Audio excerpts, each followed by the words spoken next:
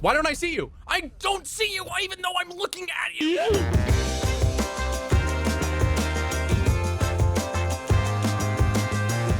Sitting at a computer desk for hours and hours out of a day, which is what I do for a job, has a whole plethora of health problems associated with it. Mainly blue light exposure, which is why I wear a pair of GMG blue light blocking glasses for my daily computer use. There are a number of things that you can do to mitigate the health problems associated with sitting at a desk for a long period of time, but there's only a number of things that you can do regarding the blue light exposure that you get from computer screens. Basically, electronic screens emit lots of blue wavelength light.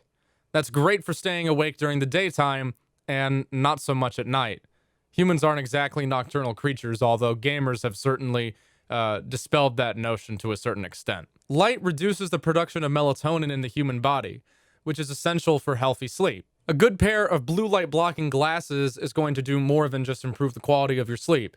It's also going to help your workflow a lot more if you work on computer screens for extended periods of time, and it's going to reduce eye fatigue, which naturally is pretty helpful for gaming. You can get a pair like mine from the GMG store until the end of November 30th for 50% off. This is the only time that you're going to find a price that low. Get an easy investment in your long-term health and your sleep schedule at the link in the description down below. So, dudes, or as they say in cold tree bear country, Zdravstvuyte, tovarishchi, welcome to another Operator How-To. Today, we're going to take a trip down memory lane to a place where a college student had an idea to give Lord Tachanka a bipod on his LMG. Make the MG Tachanka's primary weapon. To let Tachanka use his ancient weapon, unconstrained, unrestricted, coveted, well-regarded, old, clunky, obtuse, slow to handle, slow to fire. Why, out of all the options you have, why did you pick this? Well, I know very little about Russian firearms engineering, but I've done a little bit of research and I have some options for you. Let's start with more modern and work our way down, okay? Okay. PKP, Pachenik, it fires a large, full-sized rifle round, but surely that wouldn't be it. Нет. Okay. There's the older PK. Нет.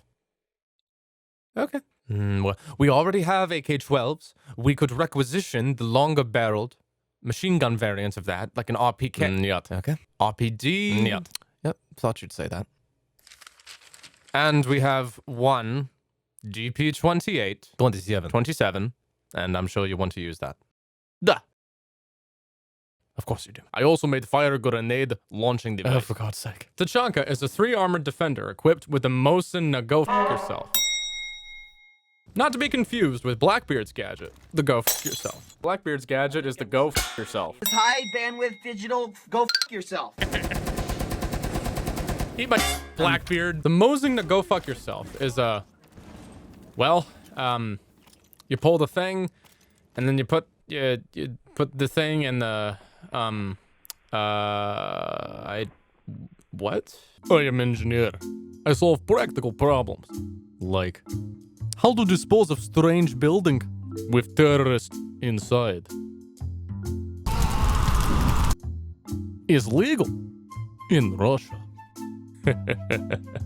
This device is typically referred to as the Shemika launcher, which is not to be confused with the Shemika launcher, in reference to famous actress Shemika Cotton. Tachanka carries 10 fiery grenades on his person within a given round, and his grenade launcher carries up to 5 of them total. They can be fired in rapid succession, and after being launched from your weapon, they take about a second or so to detonate, and they can bounce off of surfaces, so you can deploy them behind cover and get tricky with your angles. When they detonate, they deny area. As you can see, it's fire after all, and they last 5 seconds apiece. So in theory, yes, Tachanka can deny a particular small spot for up to 50 seconds. But science was not my best subject in school, and I think I can speak for myself as well as other members in the community when I say, oopsie daisies. I jumped the gun on my assessment of Tachanka being a busted operator.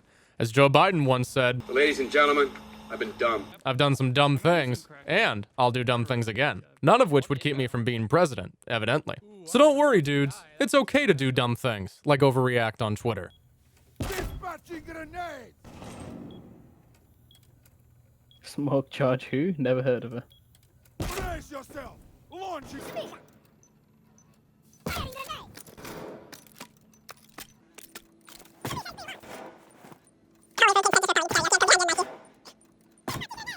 Okay, maybe they weren't completely overreacting. Tachanka's gadget is not bad. I think any kind of improvement on what he had before was going to make it seem OP. As Captain Price once said, it's not hard to improve on garbage. Knife the watermelon. What? Check those corners. The grenade launcher is a good area denial gadget, but there are a lot of downsides to using it. In particular, Tachanka is quite vulnerable with this thing out.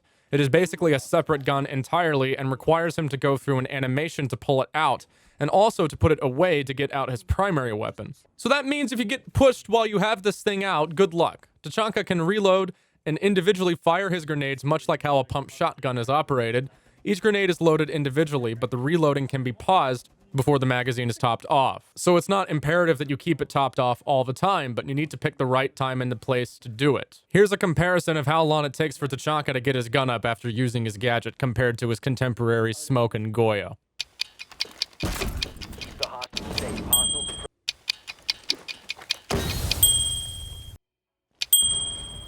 Yeah. I suspect that in competitive, Tachanka is going to be game theoried a lot, in the same way that Valorant players call certain kinds of gadget placements nerd gadgets or nerd cameras, nerd arrows, etc. There are going to be plenty of nerd Tachanka angles, and knowing them will sometimes make it quite difficult for the attackers to deal with them, especially when you bring along the Russian pizza stone gun that can put big holes in enemies or big holes in soft walls. It makes Tachanka double as a utility operator with a fully automatic primary weapon, and that's not a bad thing. The only issue is that the DP-27 has a very slow rate of fire of 550 rounds per minute. That's not quite as low as the actually nobody uses this thing 12, but it's not exactly a vector, if you catch my drift. It's not even a vector chambered in 308. That thing is faster firing. Can you get mad about it? That 27 in the DP-27 designation stands for 1927. And I made fun of Frost for using the Sterling. For reference, this is what a fighter plane looked like in 1944, and this is what a fighter plane looked like in 1927. So yeah, long-ass time ago. And shit gets kind of blurry, but that's still almost 2 decades. That's the difference between the iPhone and this thing. Now, this gun may be old as shit, but is it the worst in the game? No, but it sure ain't good. And you know what? That's okay, because it's a giant fully automatic machine gun with a dinner plate on top of it. And winning gunfights against Twitches with F2s with it is really funny. The psychological advantage that you get over your opponent after winning multiple gunfights with this thing greatly outweighs its downsides. Its damage output of 49 matches that of Blackbeard's Mark 17 CQB. In fact, that gun has a faster fire rate of 585. So this gun that is known for its particularly slow body shot T2K is even faster than this. Take all of that in consideration, and you would wonder why anyone would bother using it. Well, it has a 70-round magazine, and it has basically no recoil. So, I don't know. Just get better. Zero cam. Oh! What? What? Dog. Did you kill bottom red? No, but we're... I think. Zero dead. remaining. I think Master bedroom? Good call. I think library? Library, yeah. Library door. Bottom red. What the f? On ping. Gonna push up library, or Astro stairs.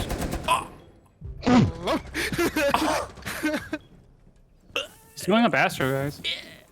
Right on Tachanka. The jackal, I think. That's a nice shot. That was a nice shot. It's somehow an even more difficult gun to use than the UMP. But it has destructive capabilities, and Tachanka's gadget isn't bad. So I guess that's the trade-off you get. He does also have access to Kapkan's SMG, which you can certainly choose to use if you're a giant nerd. There's nothing wrong with that. But it's a lot more fun to have more Daka. His secondary gadgets are barbed wire and proximity alarms. He also gets access to the typical Russian handguns. Try to stay alive. You're a 3-armored anchor, and your gun is not that great. Use the DP-27 to create holes from which you can safely dispense your fire grenades, and don't face check while you have it equipped. Keep your gun up when you need to and aim for the head, and that's all you really need to know about Tachanka. For more operator how-tos, like and subscribe to the channel, and thanks so much for watching. Deuces.